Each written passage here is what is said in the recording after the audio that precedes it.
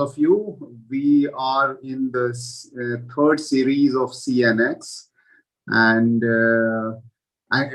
for those who are on the other side, this series must be about 10th or 11th, because we keep on doing one-to-one with the cases and one-to-one with the activists who are working on the ground. And that itself becomes one huge conference because of their participation, and although we call it recording, but that's a lot of fun doing those interactions. Welcome, Sylvia. Thank you for agreeing to be here from APNIC Foundation. Thank you, Halil, from joining from Kyrgyzstan. I know you were rushing to reach office. Thank you, Amrita, to join with a blue sky on your back to bring in APR IGF. I would say that the voice that is there. Raj, thank you very much. As usual, your background is awesome. And thank you, Indri, whose case study we will be watching, who really worked very, very hard to bring in her community radio from the indigenous community or the communities from Indonesia. Because of Indri and Gustav, we also learned that Zoom has got an interpretation option, so we can have local language interpretation like the way you usually hear and experience in United Nations. So it's very useful that while we can talk any language, but anybody who is participating from the community can also have their language. So thank you, Indri from Indonesia. And we have another rock star from Indonesia, Gustav from Common Room. Thank you, Gustav, to be here, and thank you for helping in so many recordings and perception understanding and so on and so forth. We are still expecting a couple of more people to join in terms of panel. Mike Jensen from APC would be joining, and I guess one more. Who is the other Jenny that we are expecting to join? I think Sarbani may join from APC. So let me just tell you how is it going to work. We have 3 cases to discuss or watch or experience today, unlike 2 in the past. First 2 series, we had 2 cases to watch, interact, and understand. This time we have got 3 because there is so much of excitement all over the world that we just don't want to miss many of them. So we have Common Room from Indonesia, we have Kapal Premwan from Indonesia.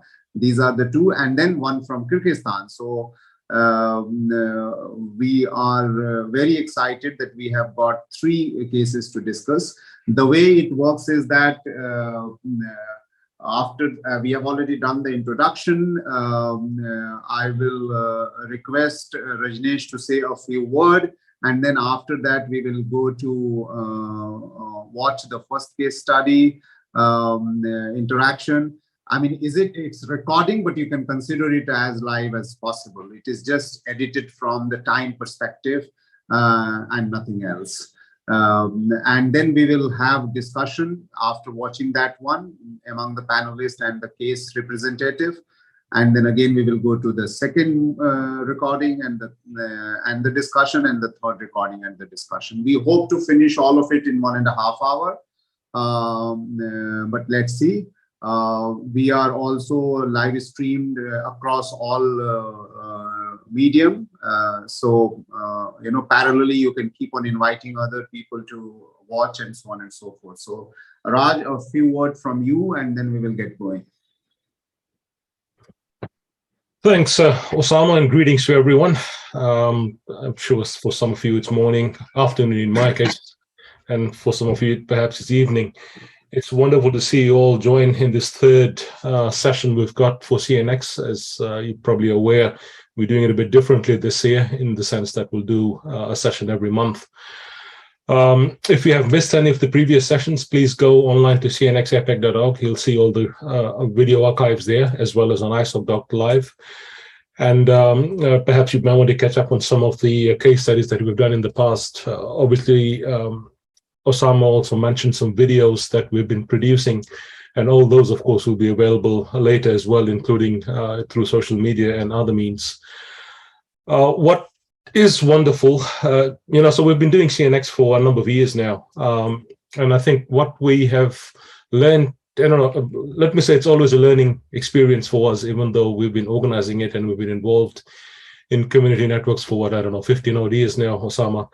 But there's always something new we learn. And I think this year in particular, what we, in the format that we're following, where we have these little case studies and narratives from around the region and beyond as well, it's so nice to actually to be able to contrast some of the things that are happening, but as well look at, what is common between the need for connectivity and how communities at the very local level are going about it. Obviously, there are a number of organizations, some of them we have as panelists on this session and speakers in this session and other sessions. They have been very active in promoting this work over the years. And I'd just like to acknowledge all of them for all the effort you've done. You all know who you are. It'd be a long list if you started to read the names out. But, it's the people, it's the technical background and assistance that's required. There's funding required. I know that a lot of you are from funding-oriented organizations, and we thank you for, the funding you've provided to various networks and communities across the region and beyond. With that, I don't want to speak on for too long. I think the more exciting part of this is, learning from what people are doing on the ground and the stories they have. But it's so wonderful to see everyone again. And, it's been a couple of years now we've been doing this online, and I really hope that in the not too distant future, we can revive the, in-person physical CNX events, because it would be so nice to actually to be able to have that, one-to-one and one-to-many physical interaction that we all are so missing for the last couple of years. With that, thanks again to everyone, supporters, sponsors, and attendees, and we look forward to a great session today. Thank you, Osama. Thanks, Raj. And I must mention that the people who are supporting this to happen year after year is from DEF to ISOC to, APNIC Foundation, APC and A4AI, World Wide Web Foundation, WACC, and the list keeps on going, AIBD, and also BIF and many more, which I can't even mention.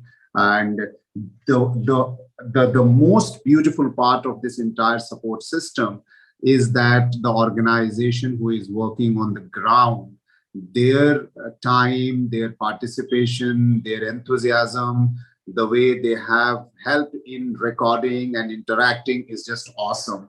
And you will see in the video to come to really enjoy it.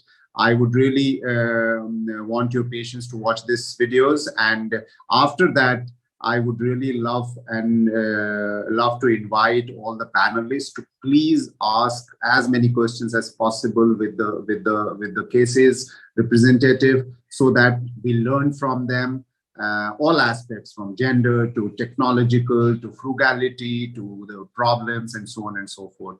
So with that, Jenny, can we go to watch Kapal Peremwan Indri's initiative of community radio? I think that is what it is lined up, right? Yes. Wonderful.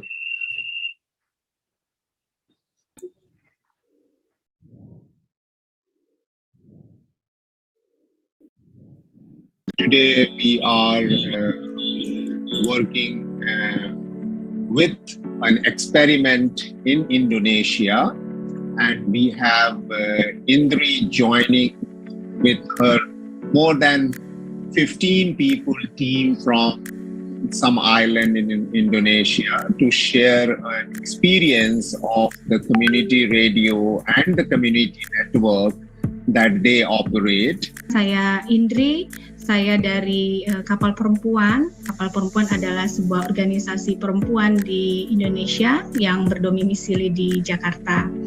Jadi My name is Indri. 8 Maret 2000. Kapal Perempuan exists in 8 March 2000. It has been established since 22. Kapal stands for the Circle of Education for Women Interaction. Berdiri dan Kapal Perempuan exists di berbagai wilayah, termasuk di in various region. dan Sorry, di the connection is not stable. Tenggara Barat. The recording one, but including West Nusantara from east to west, archipelago with women community based in the regions. Di dua wilayah ini Why we work in these two regions? Because COVID ya, in responding to COVID pandemic during these 2 years, since 2018, we have initiated this operation and we have got a support in March from the local government, and as time goes by, we are supported to run this radio community media pemberdayaan perempuan using the women empowerment media terhadap perempuan dan marginal di kepulauan and empowering women marginalized people in the remote areas. Namanya Radio Siperenu. We call it as Radio Siperenu. Ini 95,6. Jadi nanti itu akan cerita working in the frequency 95.6 frequency modulation. It has been a challenge for us to obtain the license from the local government. Namanya Nina Bayan. We also have another radio called Nina Bayan. Kalau perempuan Nina Bayan. Explain the community radio, how it operates, and show some places, some of the stations. Ini Osama adalah radio. Osama Going to radio itself. Ya, radio Nina Bayan.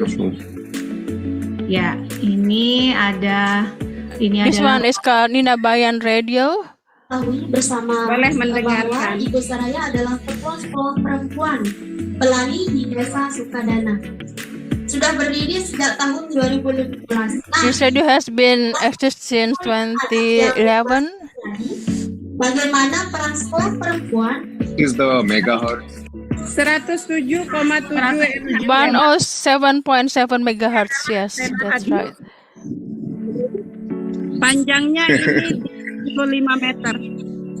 Itu menjangkau berapa desa? It covers many villages. Radio Nina Bayan menjangkau 9 desa dari jarak studio sampai It covers 9 villages. You can see the subtitle. lebih 15 kilometer. So, but being on the island, you must have a very clear line of sight for the villagers to catch the wave. Kualitas suara memang kadang tidak stabil, belum stabil karena memang antena butuh perpanjangan lagi supaya kualitas suaranya stabil. Itu kadang kemudian the listener, the two women who are having the radio set, how far are they from the radio station? Mbak Mulyani itu ada sekitar kurang lebih 5 km dari studio. Okay, so my second question is, how do you get internet at the broadcasting station, and how does this radio listener gets the internet? Kalau di studio itu internetnya dengan providernya, tetapi kalau di wilayah pendengar itu ada sebagian yang wilayahnya bisa mengakses internet, ada juga yang bisa mengakses internet. APC is supporting you with the funding for running the community radio, or for learning how to establish wireless network or internet connectivity through your community radio station. Jadi APC itu mensupport kedua radio ini adalah pertama memang menyediakan alat. menyediakan alatnya tadi yang ada di studio, ada exciter, ada mic, kemudian ada internetnya, ada antenanya gitu, terus kemudian alat-alat lainnya yang ada di studio gitu. Itu yang disupport oleh APC. Namun kami dengan radio ini yang memang awalnya untuk pengembangan pemberdayaan perempuan, anak, lansia, kemudian disabilitas ya melalui radio, itu kami ada materi-materi atau edukasi melalui radio seputar isu-isu gender ya. Ya, jadi nanti saya yang akan mengantarkan siapa yang akan memperlihatkan keadaan studionya. Jadi lokasi kantor camat, tempat studio dan antenanya juga dipasang di situ. Antena ini bisa menjangkau pendengar di 6 desa, 6 pulau dan 3 kelurahan di daratan. Kisaran pendengar kami itu sekitar 5.000 orang dan kemarin juga siaran kami ini kami posting juga di podcast. Itu bisa didengarkan di beberapa platform podcast, ada di Spotify, ada di Anchor, Google Podcast, saya lupa lagi yang lain, tapi ada beberapa.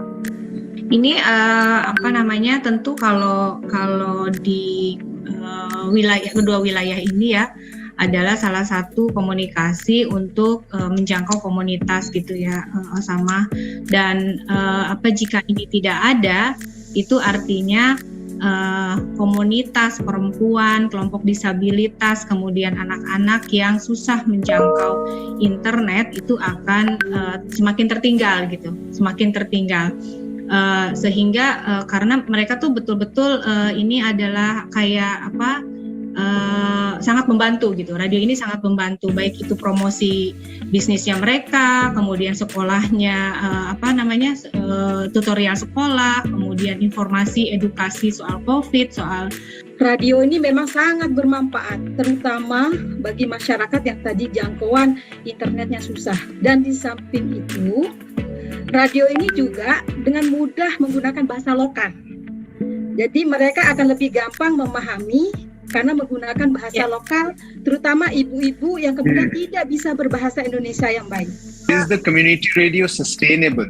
I mean, how do you sustain it? Do you are dependent on grants and supports and donations, or do you also generate revenues from the listeners, from the advertising, or from the business, or do you have any mechanism? Pembiayaannya ini pertama, kami Kapal Perempuan saat ini bekerja sama dengan bekerja di dalam program inklusi namanya, itu adalah kerjasama pemerintah Indonesia dan Australia gitu. Nah di dalam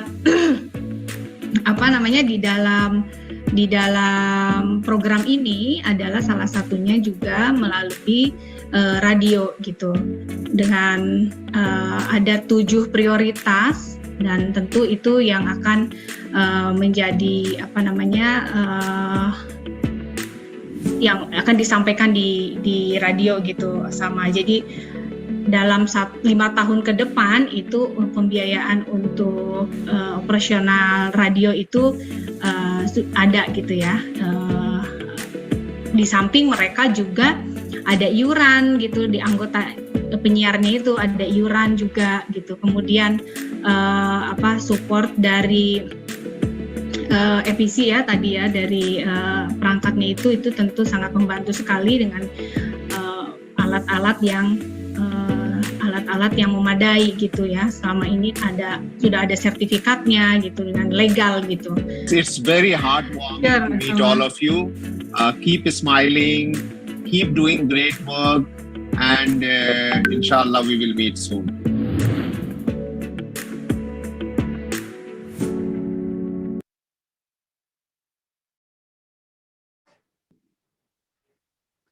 Thank you so much. Indri, you are the focus of the time. Any one of you, I won't say anything. I was speaking for the last 10 minutes in any case. I would immediately ask Sylvia, Amrita, Raj, Neil, Gustav, all of you to react and to say a few words and respond to Kapal. I speak with Bahasa and Sinta will assist to interpreter. Is it okay? Yes, absolutely. Okay, terima kasih Osama. Okay, thank you very much, Mr. Osama, Ibu Miss Jenny, DAF and APC, allowing us to have networks and provide our experience, sharing our experience, how to develop community radio for female community Indonesia. It has been our first experience empowering women, empowering the community, the marginalized people, using radio media to empower the marginalized women. It has been our first experience during the pandemic situation. Certainly, it has been a valuable experience for us. So, it has been an experience for other media as well to do media coverage for the community in the remote areas, in the mountainous areas, in the seaside, who has difficulties in reaching internet coverage. So this radio community has been very helpful for them since it has a widespread network and it gives a kind of a power, a strengthness to this network community. That is my thoughts. Thanks, Indri.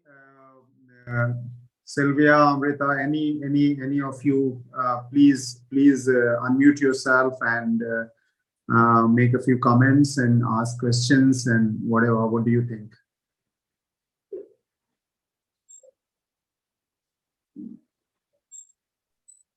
Okay, let me Hello, be the Mas Gustav.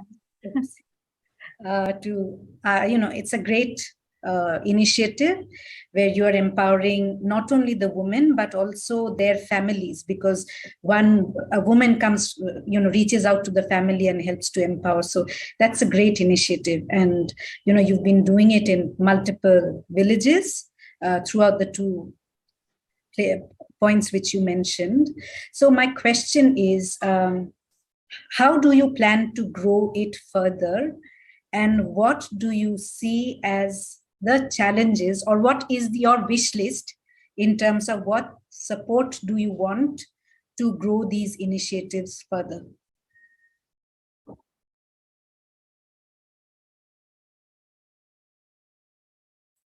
Saya menjawab langsung atau ada pertanyaan lain? Shall I answer it directly or shall I wait for other questions?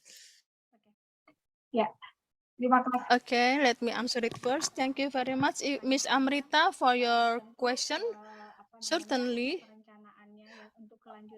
what I have planned for further action, as you can see in the video, it has mentioned that there will be programs for the next 5 years wherein we will use this radio to empower women and the marginalized people in 2 remote areas located where the radio community operated. We use this for the campaigning for the issues related to women, for instance, preventing the child marriage, preventing the domestic violence against women and children. We also have a new regulation with regard to the sexual violence criminalization. We use this for the campaigning, this regulation, and it has also served as the grievance mechanism from the community when there are violence occurred in their place. They simply report this to the radio community, and we have team in the stations to organize this, to process the follow-up. That is our plan. We always make this planning through monthly meeting with the radio management team with regard to the regular activities and what will be the broadcast to be relayed every month. The challenge, firstly, how to get the license, operation license for the radio community in Indonesia. It is quite hard for us. Based on our experience, we need to take 5 to 8 months to get the license for the radio operation. It is quite a long time for us to do advocacy with the local government and the national government. We did it quite intense, but we also have support from the network of radio community Indonesia to get the license for radio operation. Secondly, the challenge is how to do maintenance for capacity building, how to do strengthening for the radio management, radio broadcasters for every live radio broadcast, and what kind of team to be relayed regularly. It is kind of refreshment for them in terms of what will be the capacity building for these radio broadcasters and radio team management, how to do live broadcast, how to do interview, talk show, and many others. There should be a further strengthening for them. The other thing is sustainability. Even though there has been a solution for us how to advocate the local government and the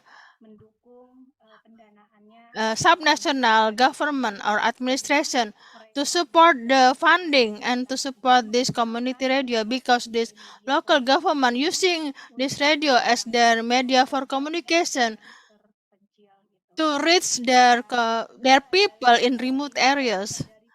The other thing is the initiative by the management of the radio to collect dues by the local community for the maintenance of the radio establishment. Our expectation that this radio could survive and develop, because as Pak Osama has asked them, that we also talk with Pak Gustav from Common Room how to connect them with the internet and link with the social media so that all the information gathered from the radio could be widely spread out. The Thanks, challenge Indri. has been, Thanks a lot. I think you replied a lot of questions in one. Obviously, all of us were also thinking in terms of how are you going to integrate internet. I mean, of course, you use the available tower at the moment for making it as much internet as possible, but community network concept has to integrate in this community radio. Sylvia, do you have any question? Thanks, Osama. I think you answered. You read my mind, actually, Henry. Probably you covered a lot of content in your intervention. I am wondering, out of that wish list that Amrita asked, what will be the 3 main challenges that you think that are hindering the plans that you have for the future? And what sort of support network in Indonesia you have in place? Indri, can you also be very precise and short, because we also have to get into the next video. Thank you. Yeah. Thank you. Thank you, Ms. Sylvia. The main obstacle is to get the license, and secondly, electricity, especially in the remote archipelagic island, because the internet network and electricity is a big challenge there for us to have the radio operation in the archipelagic areas. Our expectation is that there will be internet for the local network, especially in the archipelagic island areas, because it is hard for them to have internet stable. While this internet is the alternative option for them. As for the license, it is hard because it relates to the existing government regulation in the local ministries, which need extra effort for us to work with them in order to strive for having the license for radio operations for the community-based radio. Thank you so much. Anybody else has some reaction or some feedback or any question would you like to ask? Let me ask you a few questions. What are the distances between your sites and we have similar locations in our country, and now we are struggling to connect them. And your model is very interesting, and it seems simple. And would you tell me what are the distances and how you what are the limitations in distance in deploying your model?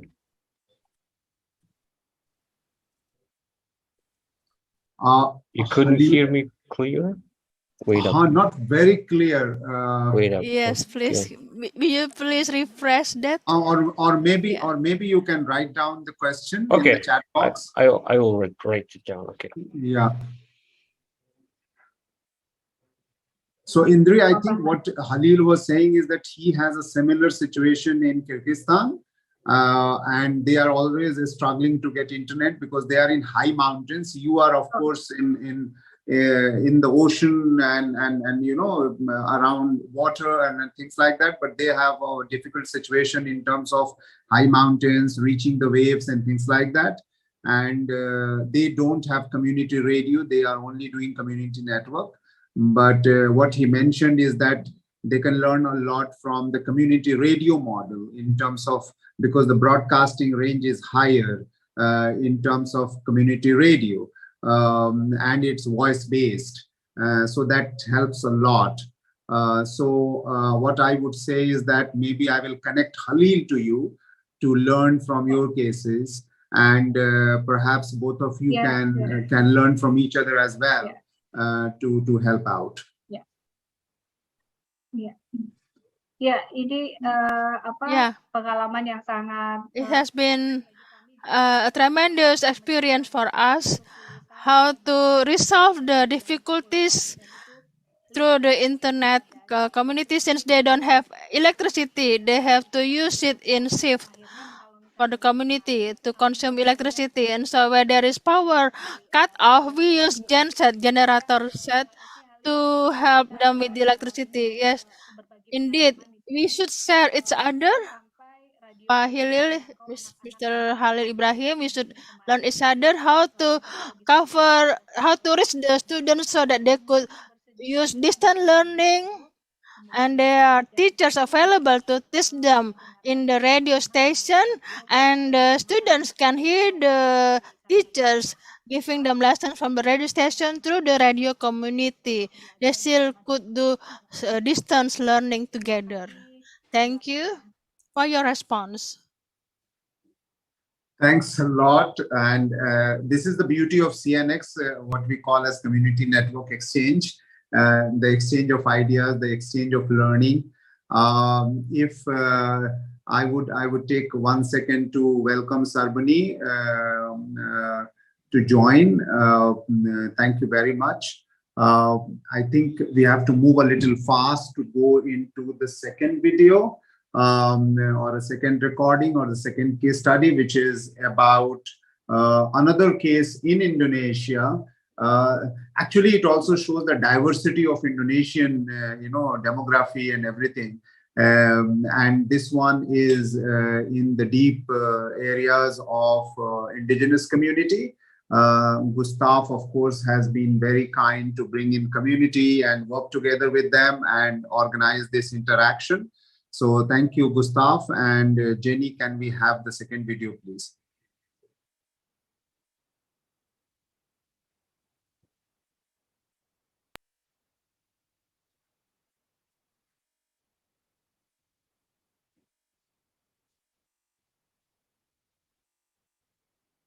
we can't hear the sound.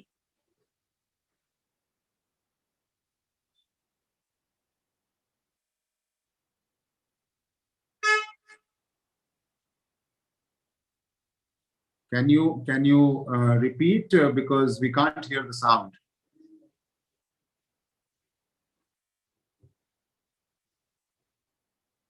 No, not yet. When sharing, there is a little mark to press and to share the sound. We had a lot of problems with that. Are virtually on the screen, but actually physically on the ground in Indonesia, in Java area. And we have Gustav Iskandar right there sitting with community, who will take us through another great implementation, installation, establishment of community network in an indigenous community in Indonesia. Oke, halo, nama saya Gustav. Saat ini saya sedang berada di Kampung Cipta Gelar. Kami sekarang sedang berada di pusat pelatihan internet di Kampung Cipta Gelar. So this is ini lokasi Kampung Cipta Gelar. Seperti yang bisa dilihat di peta, lokasinya berada di perbatasan antara Provinsi Jawa Barat dan Provinsi Banten. Ini pemandangan Kampung Cipta Gelar di Google Map. Kami mengembangkan program internet komunitas di Cipta Gelar sejak sebetulnya pimpinan adat masyarakat Cipta Gelar sudah merintis pembangunan infrastruktur internetnya sejak tahun 2014 dan kami mulai terlibat untuk membangun infrastruktur internet komunitas di Cipta Gelar itu sejak barangkali awal tahun 2019. Ini Anda bisa lihat ada tower internet di sini. Kami melakukan eksperimen untuk membangun internet komunitas di Cipta Gelar sejak kurang lebih sekitar tahun 2016 sampai tahun 2018, sampai kemudian kami berhasil membangun jaringan bekerja sama dengan Awinet, itu sebuah perusahaan ISP yang berbasis di Provinsi Banten. What was the reason? What was the main reason you started internet here? Sebetulnya pada tahun 2011 sampai tahun 2012,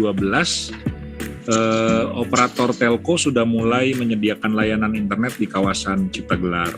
Tapi pada saat itu operator telco mengembangkan layanan internet terkait dengan program pemerintah Indonesia dengan dukungan dana subsidi gitu. Nah, pada saat subsidi dari pemerintahnya dicabut, otomatis akses internetnya tidak tersedia lagi. Padahal saat itu warga Cipta Gelar membutuhkan akses dan jaringan internet. Nah, kami kemudian diskusi dengan Abah Ugi. Abah Ugi itu pimpinan masyarakat adat di Cipta Gelar. Dan saat itu sebagai pemimpin masyarakat adat, Abah Ugi menyampaikan bahwa ada kebutuhan masyarakat untuk mendapatkan akses, karena memang sebagian besar kampung-kampung yang berada di wilayah Cipta Gelar ini berada di wilayah terpencil, kawasan hutan tropis yang sangat lebat ya, sehingga jaringan internet atau sinyal dari operator telco itu kadang-kadang sulit diakses. Terus infrastruktur listriknya juga sangat terbatas, jadi kalau misalnya ada pemadaman listrik, otomatis akses internetnya juga tidak ada. Malah di beberapa kampung itu listrik tidak ada, internet juga tidak ada. Sampai akhirnya terpikir untuk, saat itu kami juga berkonsultasi pada Pak Ono Purbo yang mengusulkan untuk mencoba teknologi Open BTS. Cuma karena biayanya relatif mahal, saat itu kita tidak meneruskan rencana untuk mencoba membangun infrastruktur Open BTS, dan kemudian Pak Ono Purbo mengusulkan untuk coba pakai infrastruktur radio, dan kami mulai bikin eksperimen pakai radio sampai kemudian akhirnya internetnya bisa mencapai Cipta Gelar. Dan kemudian secara bertahap dikembangkan di kampung-kampung lain, terutama kampung-kampung yang memang tidak memiliki akses internet sama sekali. So, Gustav, is the internet which is available here, as you said, it is maintained and managed by the community. Is it free for them, or they also sustain it by contribution of payment by the community? Kami mulai membangun infrastruktur internet awalnya dengan dukungan pendanaan dari APC melalui skema Pathfinder Grant, melalui program Connecting the Unconnected. Tapi pada saat itu kami juga belajar banyak dari pengalaman Cipta Gelar ketika mendapatkan akses internet melalui dukungan dari subsidi pemerintah. Jadi kalau misalnya biaya untuk mengakses internet itu berasal dari subsidi dan aksesnya gratis, kami melihat ini modelnya kurang sustainable dan mungkin keberlanjutannya rendah, sehingga kami merasa perlu mengembangkan model bisnis di mana masyarakat bisa membiayai akses internet dengan biaya yang terjangkau. Terus karena kami belum bisa menyediakan akses internet yang full 24 jam sehari, 7 hari seminggu, 30 hari sebulan gitu, akhirnya kami memutuskan untuk mengembangkan model bisnis yang ini server internet di Burangrang yang dikelola oleh warga. Di tiap titik, di so every hotspot. Jadi kami menggunakan infrastruktur internet yang hybrid, campuran antara wireless dan wired dengan menggunakan fiber optik. Jadi untuk jaringan yang besar antar kampung kita pakai fiber optik, untuk distribusinya kita pakai jaringan wireless. Kami punya prinsip 5L untuk internet komunitas yang kami kembangkan. Yang pertama harus low tech, atau kami biasa menyebutnya teknologi tepat guna. Jadi teknologi yang bisa diakses dan tersedia di di Indonesia. Yang kedua, karena beberapa daerah itu masih kesulitan sumber listrik, kami pakai solar panel dan lain sebagainya, dan listriknya harus hemat, low energy. Jadi low cost, terus selain itu juga low maintenance, mudah dirawat. Jadi tidak ada kesulitan teknis untuk mengelola dan merawat infrastruktur internetnya. Terus harus low learning curve ya. Mudah dipelajari, orang-orang seperti Pak Ajat itu bisa belajar dan mengelola, membangun, memanfaatkan internet. Terus yang penting itu lokal support, jadi dipimpin oleh didukung oleh pemimpin adat, oleh masyarakat, oleh komunitas, sehingga internet itu dibangun, dikelola, dimanfaatkan oleh warga semuanya. Pak Ajat, kalau boleh tanya, manfaat internet setelah dibangun di daerah Cipta Gelar dan di Burangrang itu apa aja Pak Ajat?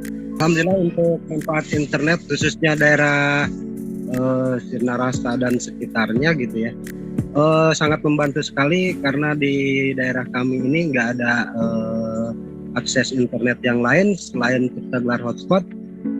Begitu untuk manfaat banyak banget, apalagi untuk pelajar sekolah gitu, guru-guru, itu manfaatnya banyak banget. Osama, actually people in Cipta Gelar is also starting banyak memproduksi konten-konten digital terkait dengan budaya, tradisi, dan kebiasaan-kebiasaan mereka, sehingga sekarang di Indonesia semakin banyak orang yang tahu tentang adat dan tradisi masyarakat di Cipta Gelar, dan itu menurut saya menarik ya. Mereka punya channel YouTube sendiri.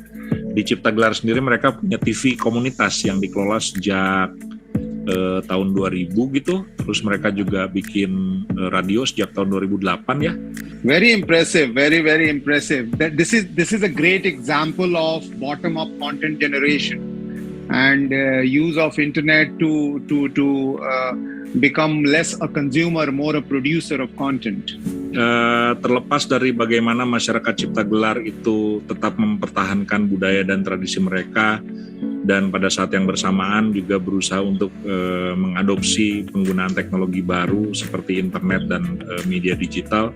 Saya kira beberapa tahun terakhir ini kita bisa belajar dan melihat bahwa masyarakat tradisional, masyarakat adat Cipta Gelar dalam hal ini bisa menepis stereotip yang disematkan pada masyarakat adat yang biasanya dianggap sebagai masyarakat yang tertutup, tertinggal dari sisi pemanfaatan teknologi, tidak terbuka dan lain sebagainya, tapi melalui apa yang dikembangkan oleh masyarakat cipta gelar kita bisa melihat bahwa keteguhan dalam mempertahankan dan merawat budaya serta tradisi itu juga bisa berjalan beriringan dengan proses adopsi teknologi yang baru, sehingga memberikan keunikan dan menambah keanekaragaman ekspresi budaya dalam konteks perkembangan masyarakat yang lebih modern gitu. Dan so last question, what is the future of Common Room's community network approach?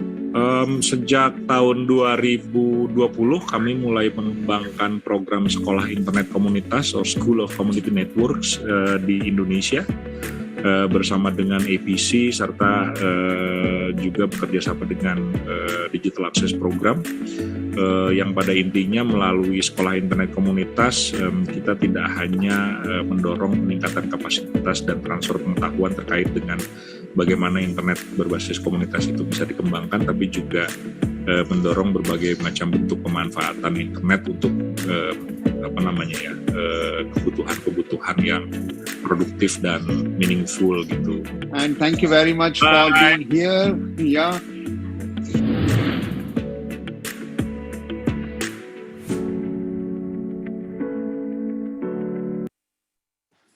Wonderful. Thank you very much.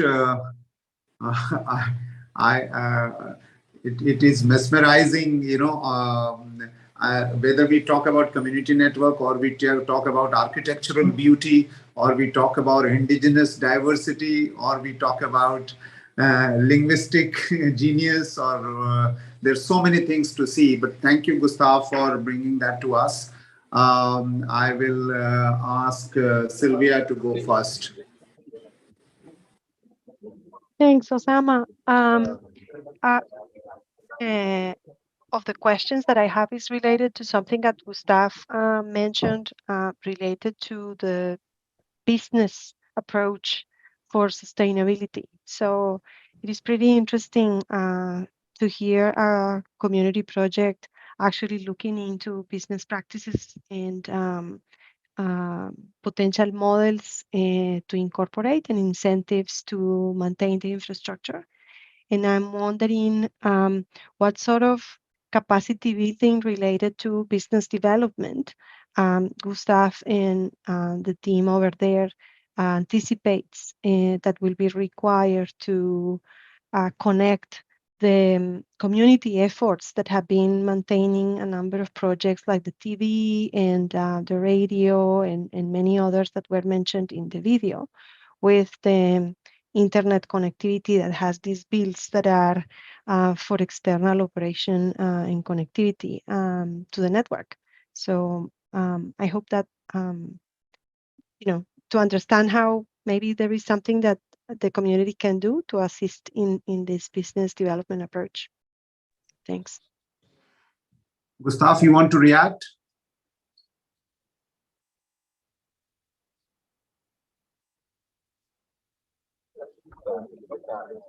Yes, Osama, I think actually I'm very happy to see Indri, Gusri, and Gusraya from here. Hopefully you can hear me from here because the connection is not really good. And thank you for the comment from Sylvia.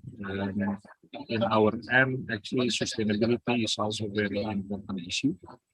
Because as you can notice, during the COVID-19 pandemic outbreak in Indonesia, connectivity is becoming very crucial issues because a lot of people really need and rely on communication network. And in Indonesia,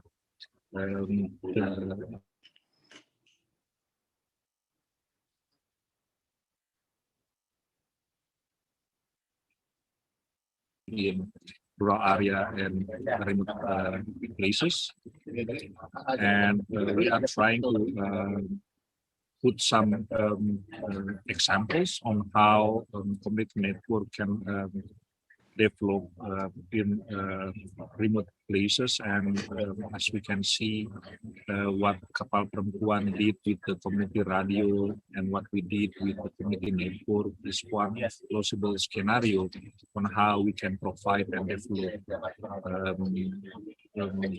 connectivity infrastructure in remote places for underserved community. And at the moment, within the support from ABC,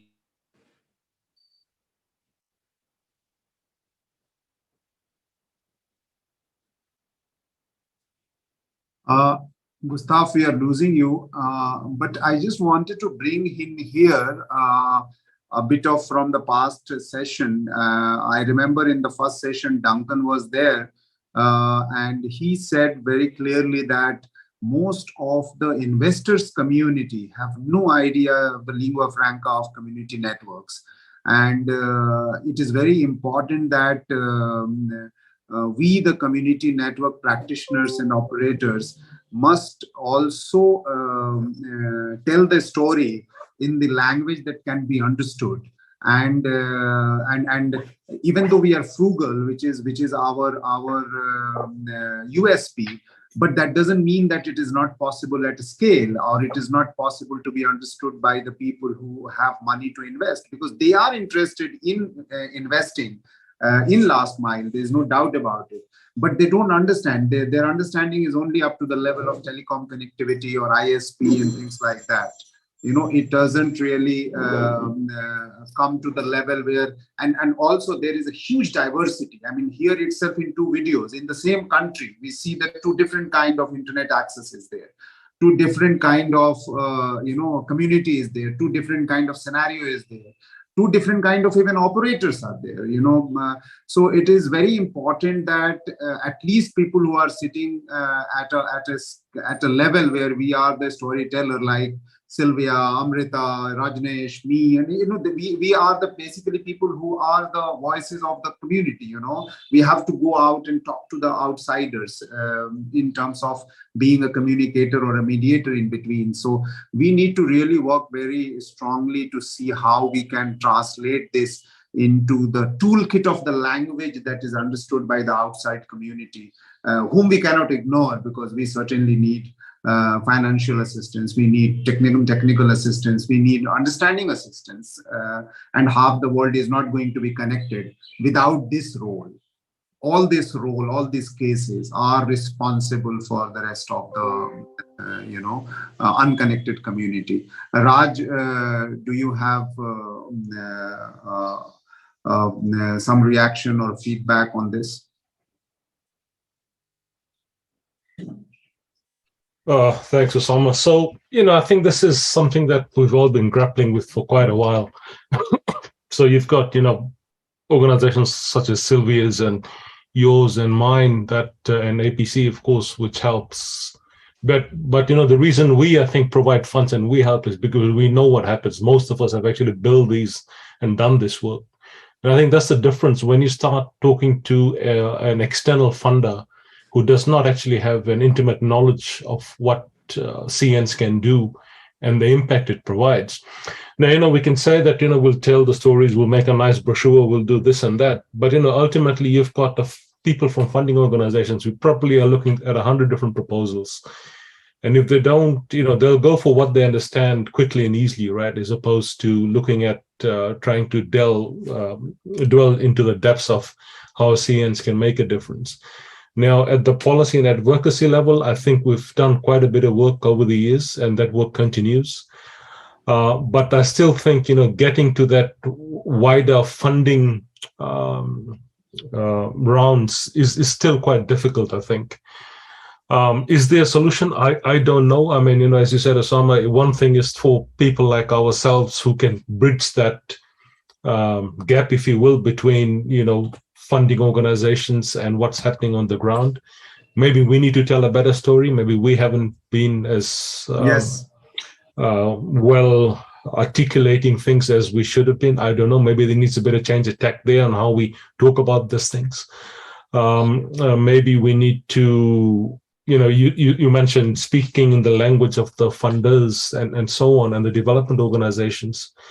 The other thing is, very few of them will actually narrow down to just, connectivity for a village in the middle of Indonesia or in Laos or somewhere, right? What they are looking at is it's a higher level approach on how their program can help. It may be digital rights, it may be inclusion, it may be women's empowerment, it may be youth training, etc., etc. So I think this is a conversation I've had internally at the Internet Society as well, that there is a need to try and speak. We know the CNs can make a difference, but we start getting into, we'll connect up using a tower and we'll get it connected from here and there. We go too much into the weeds in describing what can be done and how can be done. We need to speak at that higher level language where, in a way, how it will improve women's empowerment, how will it improve health education, how will it improve education, and so on and so forth. So I think there still needs to be a bit of work done in how we phrase or how we frame why it's important that funding for this continues, and that includes things like universal service funds in some countries where it is available. We still need to come up with a better we need to better articulate how we can get that message across in those sorts of situations as well. So I'll stop there. I'm sure others have thoughts on this as well. Thank you, Amrita. Yeah, thanks, Osama. I think that's a very important question. When you speak to regulators or people who actually give the Universal Obligation Fund, also they like to look at bigger numbers, bigger picture. But I think the stories have to be woven together, not as individual community center, but more human-centric stories that look, this may be a village of 300 people, but it's 300 into that many families. And also these many villages, which account, the bigger numbers could be shared to people across, as in regions, because, as Raj mentioned, people like to see huge numbers, but small things make up huge numbers. The opportunity cost of not being able to give the kind of services they want to different people in different places, because these are community radio, community networks, but they are all different. They're catering in very different situations. So one community network is not similar to the other. There may be synergies, but they are different. And that's what the community networks does. Connects different people using the kind of technology or customizing it based upon needs so that they can connect people. Unfortunately, traditional telcos and ISPs have not been able to do so. And we've seen this in India also. We have Universal Obligation Fund, etc. The use or how, it has been used or the effectiveness is a question. But even if 1 or 2% of it would have been spent in these kind of networks, perhaps it would have helped the country to leapfrog much more. I think those are the kind of narratives also you may have to have different stories for different people. It may not work in one go, but if we keep on harping, at least somewhere there will be some acceptance and some, and as Raj mentioned, perhaps the human stories rather than just the connectivity part may help. That how is it empowering the community, or how is it helping economically that community, and certain case studies of people being brought in. I'll stop at that. Thank you very much. So we are going to the next video and the next case, but Gustav, you have a huge responsibility to devise a formula to create common room for each island, I guess. And you have several indigenous community and several islands. So good that you have started this school of community networks.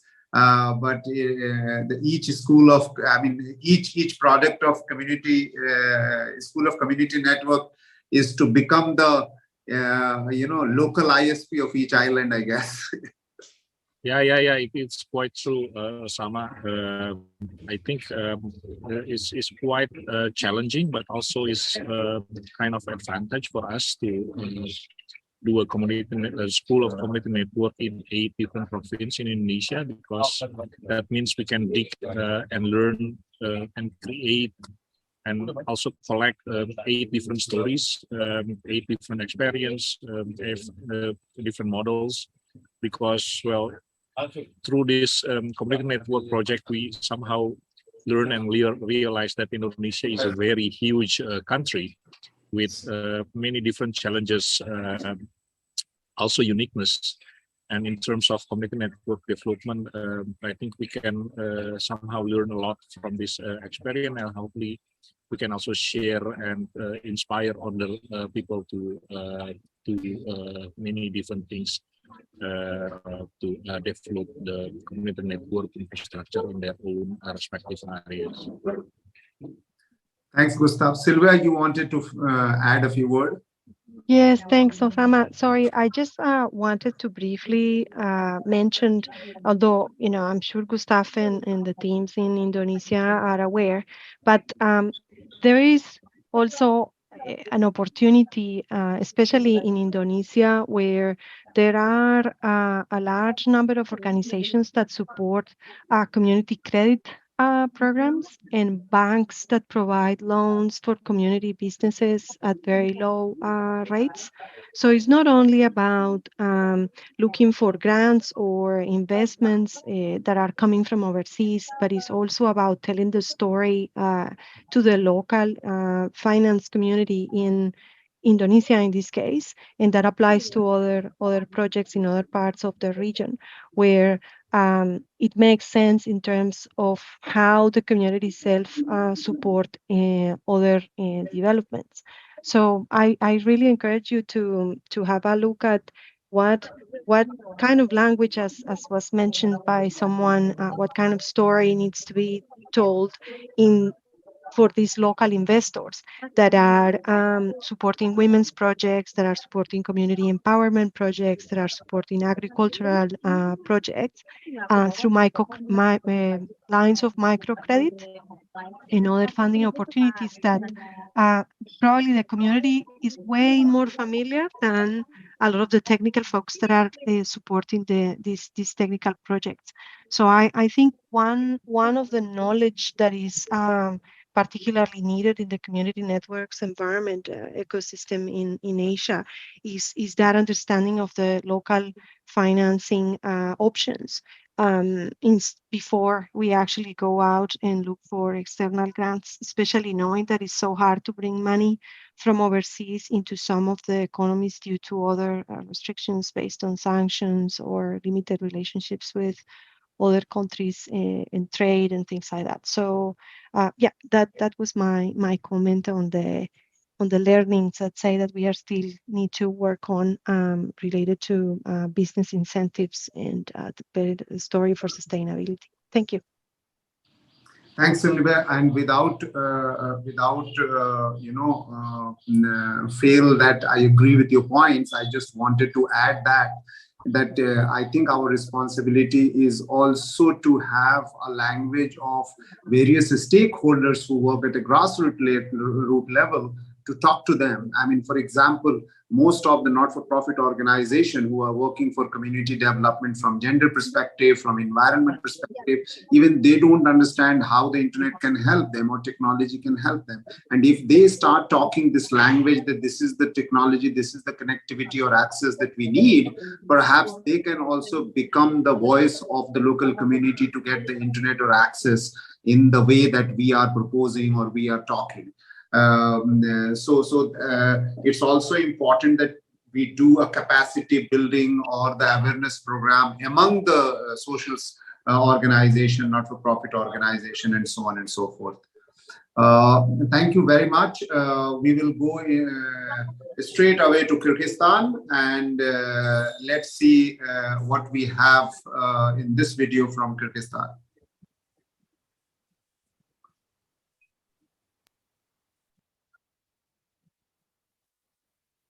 Dear Halil, welcome to the CNX 2022, and looks great that you have joined from Kyrgyzstan. I am still not aware that which part of the country you are in, but I would invite you to introduce yourself and let me know what location you are in, and also explain how do you manage and run the community networks there in a very difficult situation, and show us around. right. So I'm Halil Ibrahim from Thu September, and this project started in 2018. Now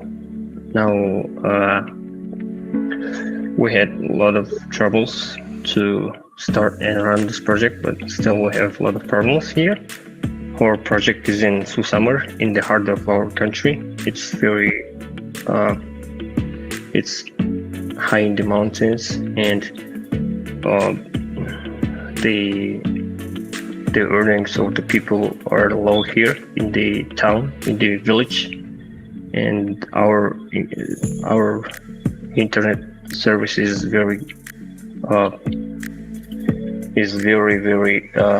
cheap for local people, so they can set up one account, like so they pay for only one account here, and whole family can use it. And also the businesses rely on our network. So right now we are in little cafe here, and they use this. Of course, they use Wi-Fi in cafes, and they provide internet for. They have internet for themselves in their house, and also for the guests. So they had little problems, and now we here to fix their internet.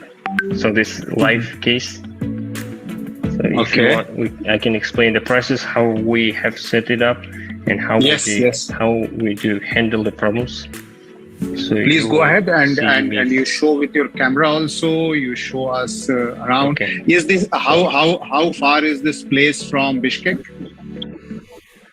It's 150 kilometers away from the Bishkek. And in the high mountains. In the high mountains, yeah. So let me fix this problem here. So you will be with me until the end. I'll be answering you, so you just can see how we work here. Right. So this is the owner of the cafe, and this is our gear and stuff. So we will be fixing it. I wanted to know that this cafe, from the server room, from the internet community networks room, how far is it away? It's like 100 meters away from the server room. Yes. Okay. And you provide the connectivity to them. Yes. Yeah. They just can. And do you also this cafe also give you some monthly subscription or some payment for the connectivity? They pay something like $6 a month for the service. So we just provide the infrastructure. We provide cables, routers, and maintenance, and we buy internet from bigger ISP. Yeah, our own clients pay for the ISP. Okay. And the ISP returns 10% whatever they have earned in a month. Oh, okay. So you're earning as a network service provider, local network service provider, is through the 10% of the business that the ISP does through the people whom you have connected. Yes, that's correct. Oh, okay. So this is our cable. Can you see that? Yes. Yeah, these are our cables. The main server room is right there, near the ambulance. So now I will get these things down, so you will see me from. No problem. Yeah. What is the population of this village or the town whom you're serving? How many people you are giving connectivity? Is this connectivity for education, for business, for cafe, for health? What all services are using? How many people are using? You can continue to tell all those stories. So we have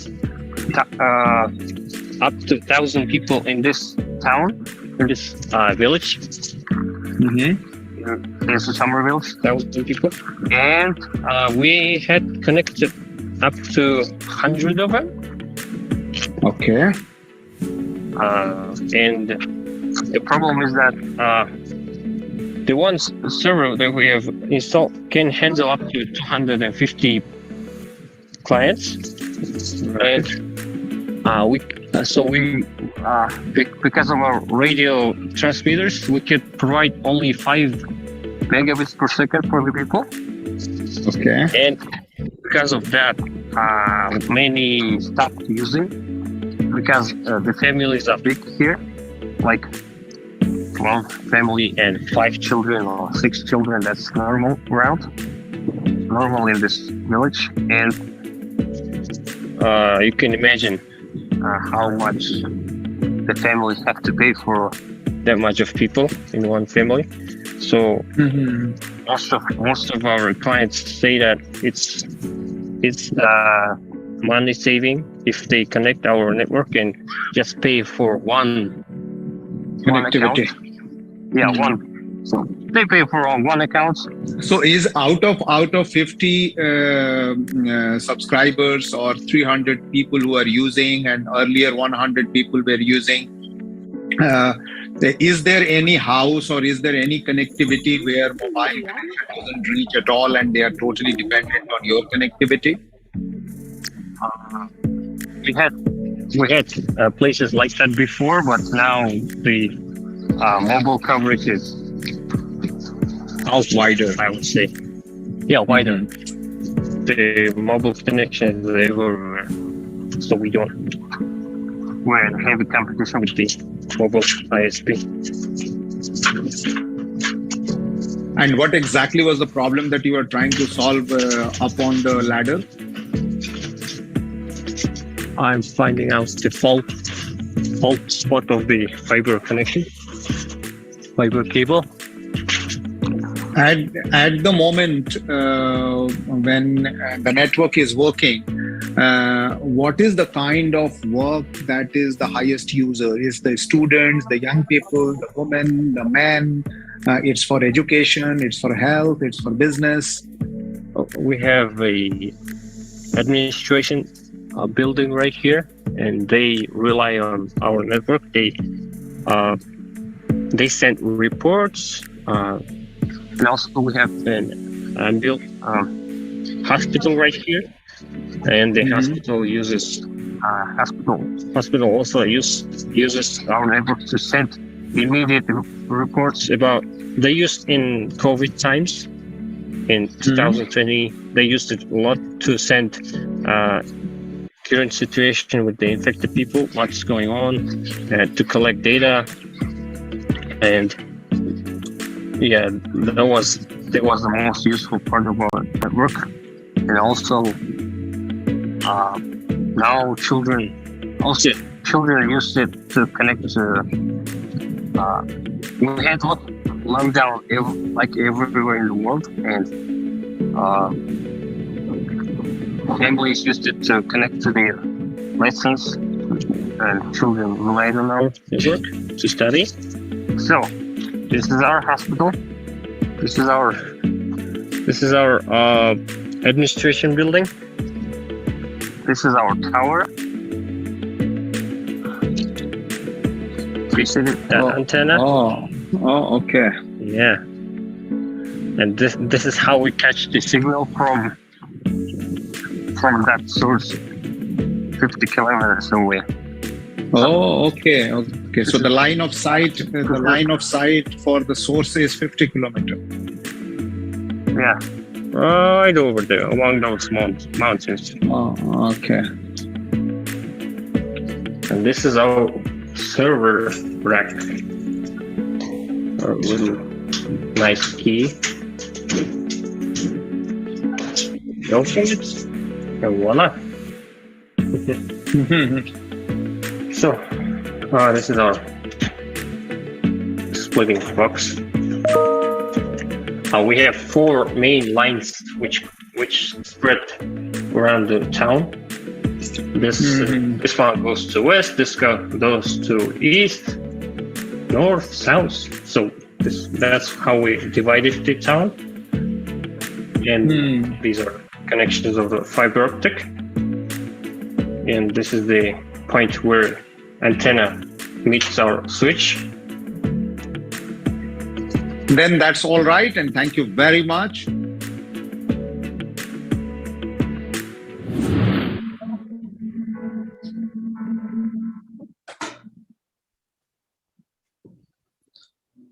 Wow. So this was like with nuts and bolts on the tower and on the poles, and then also having discussion.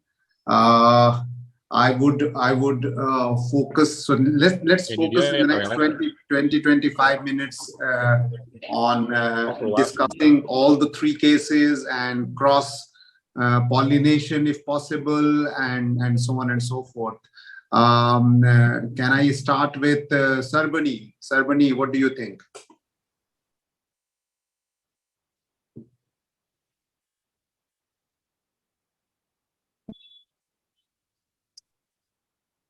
Sarbani, are you there?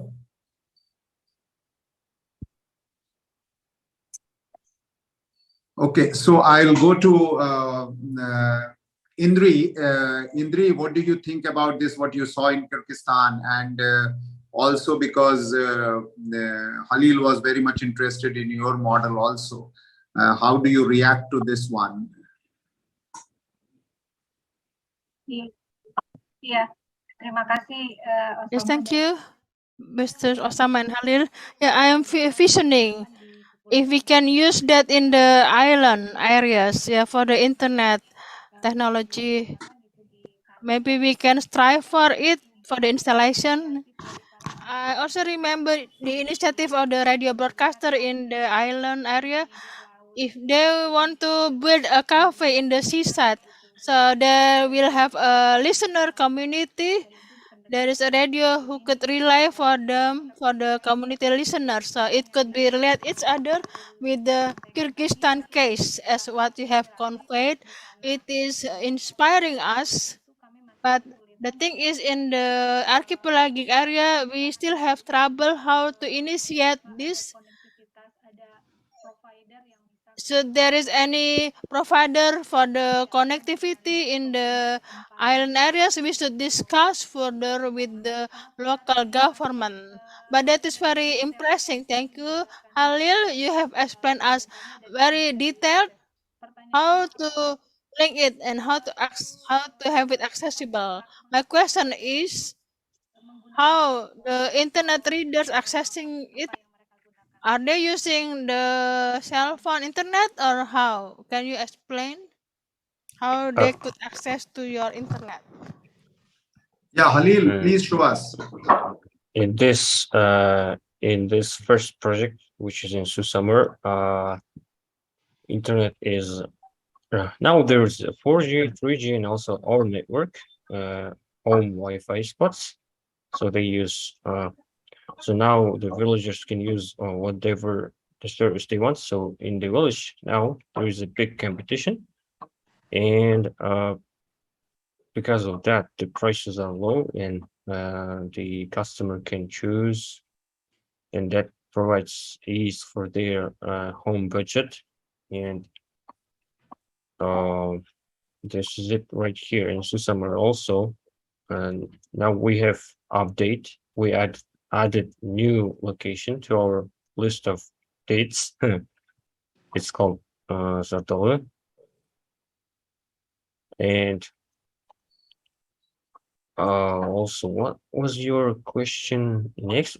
I'm sorry, did I satisfy your question? The question is how the community can access to your internet. Oh. Yeah. Halil, can you show all the three networks that you have built in one screen? And okay, by the cursor you can show, and all the three networks, how far are they from each other? And do they all use one ISP, and are they also connected to each other? We have the ISPs are different in different locations. Okay. And now I added new pin, as you can see. We didn't do that ourselves, but these are our friends, and we shared our models and shared our experience So they built everything right here on their own. Now the manager of them is very educated man and experienced guy.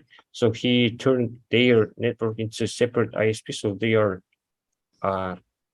they are very big organization, and they purchase internet access from foreign providers directly. But these two other locations rely on two different ISPs. This is new addition. We finished it. Do you remember when you called when I was right here?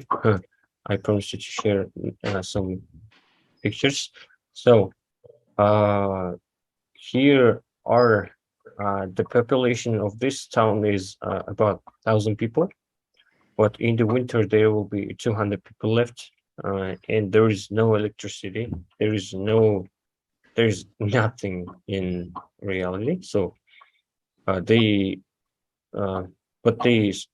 for some reason they have their own they have mobile devices, smartphones.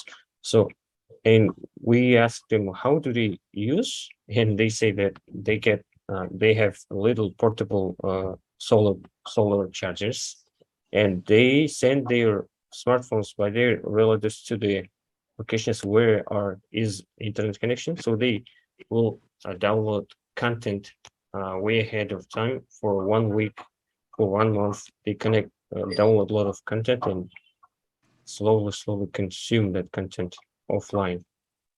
And now we have connected this village, and people are happy and they are using it. They call us every day on Monday morning. How are you doing, guys? And so that we connected the school right here. We wanted the school of this village to be a cultural and technological hub, so they can share, so they can use it, but also they can develop this school for the children, and children can have better future and better education. Also, before our network was deployed here, villagers said that they would write letters on paper and send them to their friends and relatives. So now they are jumped into 21st century. So this is our third last location. Thank you, Khalil. I want to go to Rajneesh. Rajneesh, ISOC had started several years back, community network in Kyrgyzstan, and I remember we had visited, then they had visited India to have some learnings, and there was a collaboration and all that. Did you imagine that it will scale up to this level?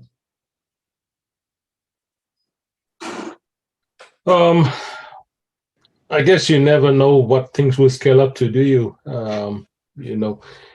You start off thinking, it's something for the local community, and you hope that it'll work, that it'll serve its purpose, and that it'll, of course, sustain itself. When something then becomes this large, I guess it's a feeling of satisfaction that, okay, we the right things were done, and it actually serves a particular need and continues to serve that need.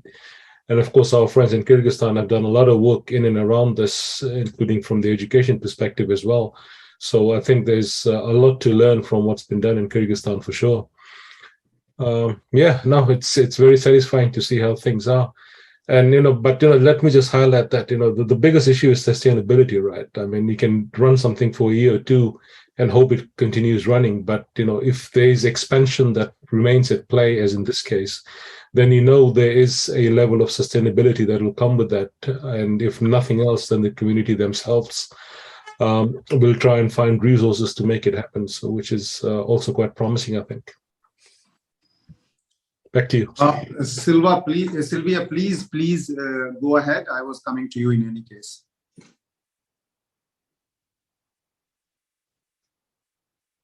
Thanks, Osama. I'm sorry, I was just asking if it was okay to ask a question. Thanks for the option. Halil, I was just wondering in terms of health and safety practices for the technicians that are going up and down those towers. What is, as projects, community projects continue to evolve and grow, this can become an issue, right? So just wondering what the training is around that area, as that is so critical to keep staff that is working on these projects safe, so that they can maintain the infrastructure and the community can benefit. So just over to you. Of course, the staff of our organization is me and other two people. So we receive training from our ISPs. So even if they can't connect those locations, because that's not the locations are not profitable for them, and they are very difficult areas. So we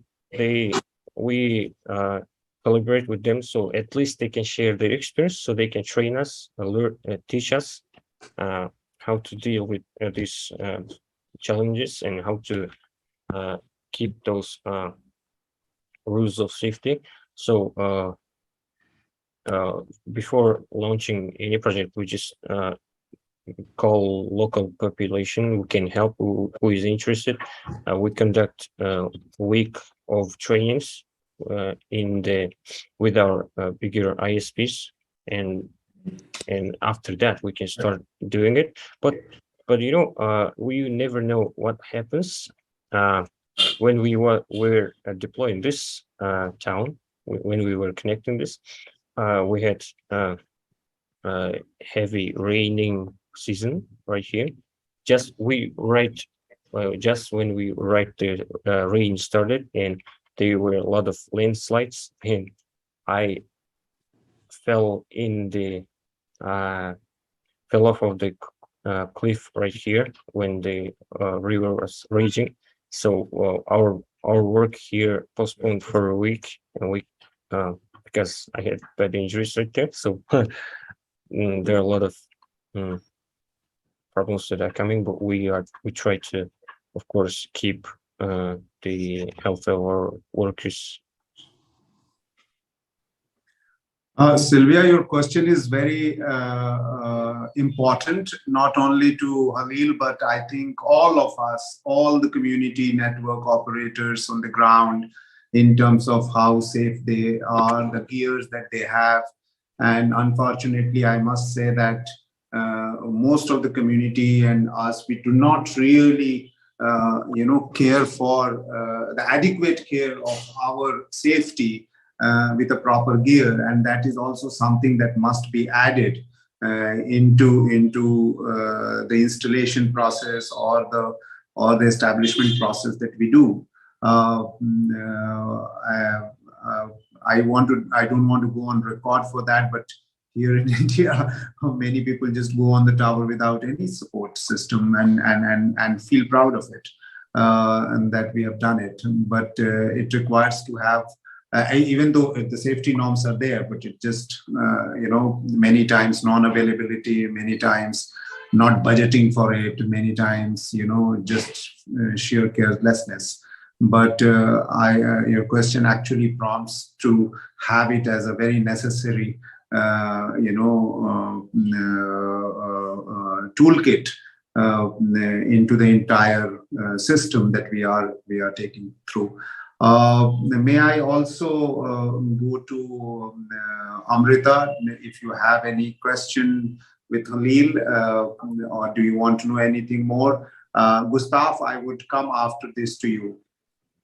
Thanks, Osama. No, I don't have much to add, because this is a great initiative where health, education, etc. is kind of connected, and it is connected with ISPs, etc. So it has it's scaling up.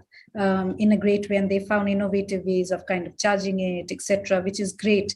And I completely agree on the question which Sylvia has raised about health and safety. Unfortunately, in developing countries, the priority shifts to what more can you do with that much of money, and normally when the local people are kind of trying to do it, I'm not trying to advocate it, but the harsh reality is the people understand the terrain and they want to make the best of it. If they can use those dollars in buying the equipment or trying to do something, they feel that it is good to spend it there. And unfortunately, if you are adding the safety cost into the project, many times because of budget deficiency and sponsors not giving that much of fund, the cutting of costs happen, and this is prevalent across developing nations in all kinds of projects. It can be establishing normal towers or electricity poles or anything for that matter. Unfortunate, but that's the truth.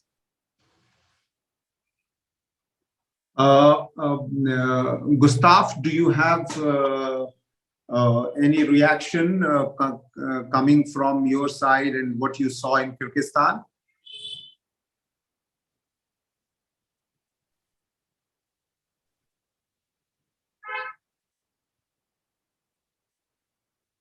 Okay, I think okay. I think, yeah, looking at the geographical challenges in Kyrgyzstan, I think is quite similar in our context, that digital connectivity and internet infrastructure somehow have to deal many different challenges, including the geographical context. And I got really inspired by what is been developed there in Kyrgyzstan, because yeah, given the situation in our end, I think the important message here is we can start small and let it grow with the demand and the ability of local community to adopt certain types of infrastructures and technology in their respective areas. Thanks, Gustav. Serbani, are you there?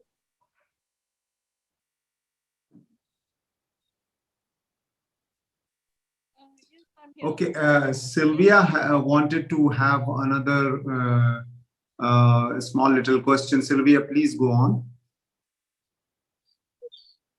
I'm not. I just made a comment on the chat. Sorry, I'm not sure if the chat goes to the rest of the group. I was just saying that the issues around investment in training for health and safety, and being accredited to go up and down poles and get the safety equipment and all of that is something that can be included in a proposal for a bank for a loan or for a microcredit line.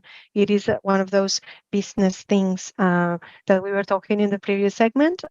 So it may be something that is possible to fund, but we just haven't considered it yet. So, and it's also, very related to sustainability into the future, as the anecdote about someone getting injured and not being able to move on with deployment is happening. So anyway, yeah, yes, but, sorry. No, please go on. No, I was just reading Rita's comment on the chat about that in countries like India, that community organizations may not get bank loans, but if the bank loan is linked to other projects that are, I don't know, the agricultural project or the women empowerment project, that the bank will look more favorably because they understand those better. Then the internet is just a tool that those projects use. So just it's always worth having a conversation with a small bank in a local area and try to figure out what can happen. You might be surprised about their reception to this, especially after COVID, and how relevant internet technology has become to protect livelihoods and their clients and customers. So. Yeah, I wanted to react to that one, not exactly as an answer, but more as a similar kind of situation. When we started community network and started understanding, and it is required in remote areas, most of the CSR funders or donors, they were not interested in funding community networks. But then when we changed the entire strategy, we said that, okay, you are ready to fund for internet, right? Internet subscription, internet usage, and so on and so forth. So what is the budget for the, let's say, 1 year or 2 year of the total internet budget, you know, in terms of high speed or whatever? So we said that, okay, you give us that budget. How do we build the internet is none of your business, you know? So we then converted that into, you know, budgeting a little bit of infrastructure, little bit of subscription, little bit of usage, and little bit of training, and so on and so forth. And that actually worked out. I mean, with Nokia, I remember we started one program called SmartCore, and we went to 100 locations just with the same thought process, that it was for building, you know, for the internet usage and internet subscription and so on and so forth. But at the back of it, it was building community networks in a point to multi-point and multi-point to multi-point. And but what I hear you is that in that budgeting, are we also putting insurance? Are we putting also, you know, it's you know, safety, security around it while you are building and all that? So obviously the budget will increase, but unless we consider it as an essential, the other side of the world is not going to hear it out. So I hear you very loud and clear, but and it's a very good point to add in whatever we plan, that health and safety and insurance is an ingredient of internet building wherever you are, in howsoever you are. Sarbani, we would love to not only read you, but also hear you out. Am I audible? Yes. Sorry, I cannot switch on the camera because I'm in the field currently now. So this year I have been doing a lot of field work, going to remote communities all across not only India, but also Asia Pacific, like Malaysia. Very soon I'll be also going to Indonesia. So the thing that is coming up very much on the field is very much related to the quality of internet being provided to the people in the last mile. And I think this has a very big impact on the sustainability of connectivity that is being enabled. When we are talking about sustainability, people immediately tell us that, oh, the quality of internet is not good. It is not, we are not even able to view YouTube, live streaming of YouTube is not possible. So I think we have to also bring this into focus, that that however much the internet service provider is taking the connectivity to the, I mean, enabling it at least till half of the mile. Now, I'm not saying till the last mile, but at least till the point where the internet service provider is enabling the connectivity. If that has good quality internet, adequate bandwidth, then I think taking it later to the next mile by community networks will have an impact on connecting the unconnected, because again, we will have some good quality internet coming in. So this quality question is coming up quite a lot in various areas that I am visiting now in doing the field work. And I think this is a very big question that we have to also address, that is the internet that we are taking, is it of good quality or not? Because then only people can use it in their day-to-day lives. Otherwise, it is just going to be for a short while and then going to disappear. Yeah, that was a thing that is my observation, and I think that is why I brought about this thing in this discussion in this forum. Thanks. So we are well ahead to the time of closing. I would request Indri to say a few words before we close it, and also Gustav, and then also Halil, because you guys are the star of the day and the show, and you are the case that we are discussing. You are the one that we have to scale up. You are the one that we are learning from and taking it further. the CNX is strengthened only because of you, because of your hard work. So I would say 1 minute each one of you. Indri, please go ahead first. What would be your closing remarks?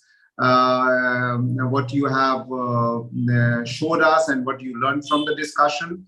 And then I'll go to Gustav and then Halil.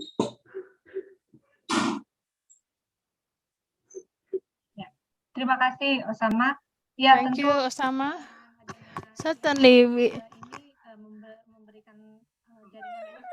it has given us a wide network for us and give us plenty ideas and experience to discuss each other for the sustainability of our community established by Kapal Perempuan, our organization. Furthermore, it gives us hope that how we could develop the internet, especially in our areas which has difficulties. Hopefully, we can work on this to have immediate contact, how we could establish this and how we can have constant discussion with Pak Gustav as well, how to build a good network connectivity with our community. Thank you very much for giving us the chance in how to develop our community. Hopefully, we could keep do more coverage with our community and empower the community and women to access plenty information, especially during the pandemic. Thank you very much. I hope success for all of us for your all cool programs. Stay healthy. Thank you. Indri. Thank you, Indri. One of the biggest inspiration from you is that I wish every community network going to the last mile should run and largely by women and for the women. That would be really, really wonderful. Thank you very much. And also that every community network should also essentially also have community radio. And that's the takeaway that I would say that from you. Thank you. Gustav? Thank you for the time, Osama, and all friends at the CNX. Again, I'm very happy to see Indri, Ibu Sri, and Ibu Soraya, because Ibu Soraya and Ibu Sri is also one of the active fellows of the School of Community Network in North Lombok.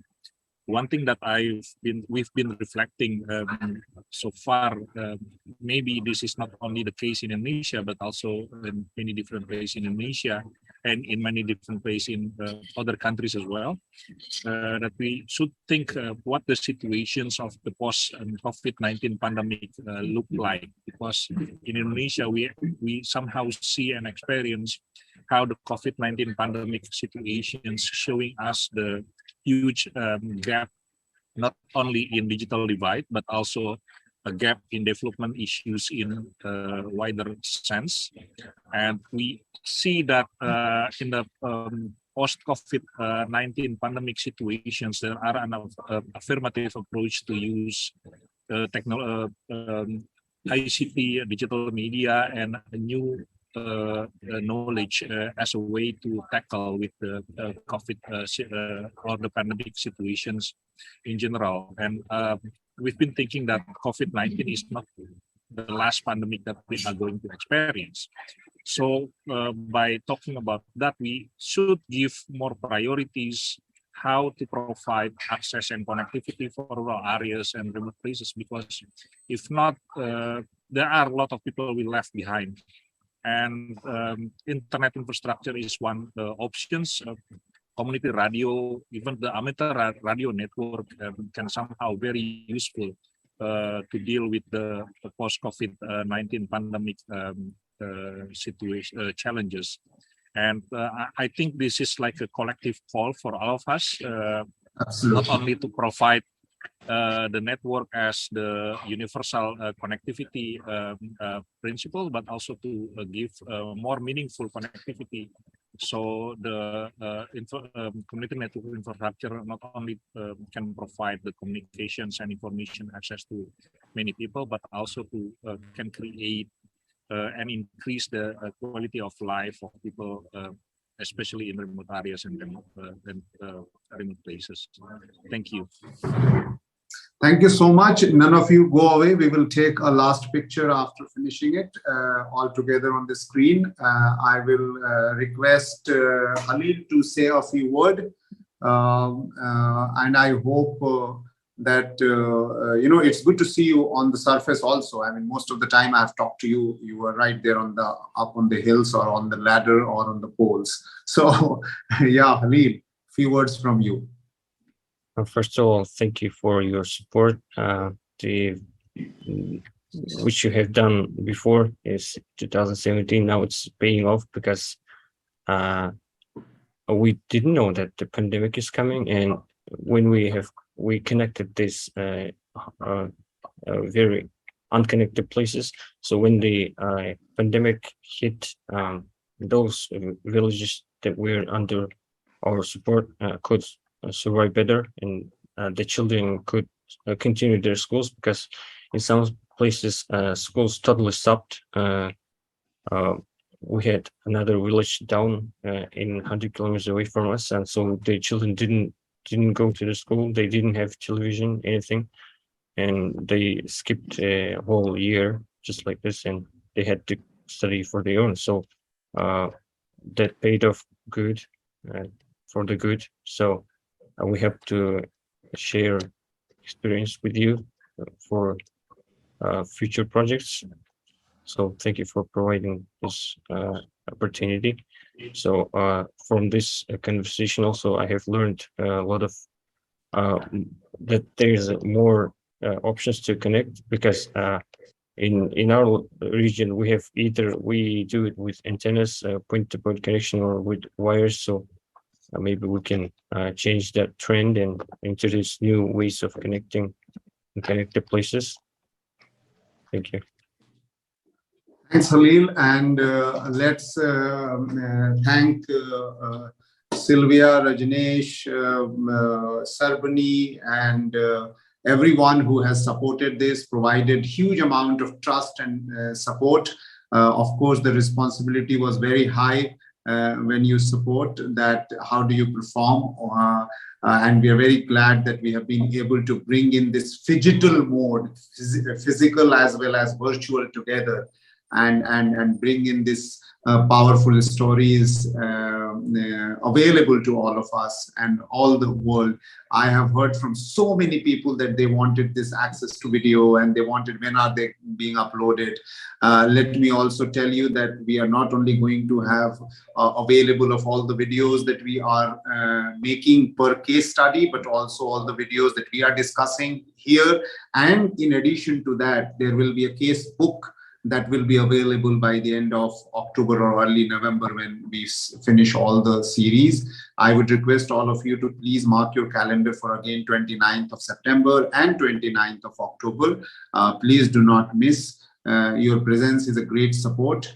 And may I also thank Jenny and Pranita and Marvin and Abner, everybody who is behind the screen. Can you please switch on your screen and let's take a picture of the screen so that we all are visible. Sarbani, please send our message to Mike that we were hoping that he would be there, but we missed him.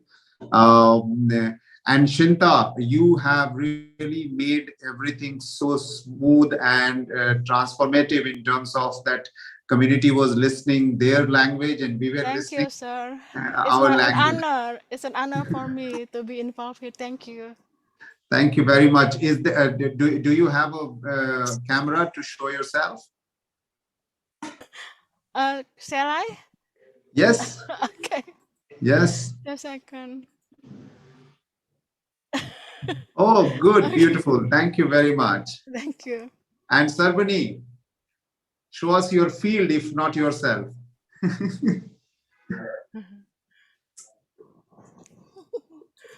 So who is good at taking screenshots? I'll take it, sir. I have taken one. Okay, so all of you should take so that all of you can also post it. I'm using my mobile camera to take it more natural with room view and my stand view. thank you very much for your presence, and we are going to see you exactly in 1 month's time with 2 to 3 more case studies. And thank you for teaching and learning and spreading this great work of community networks and community radio and connecting the community.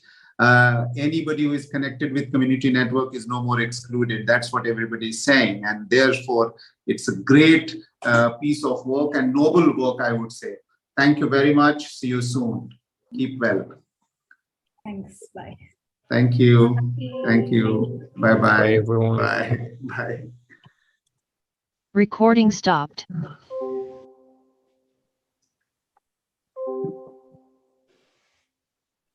So we can find the recording somewhere, right?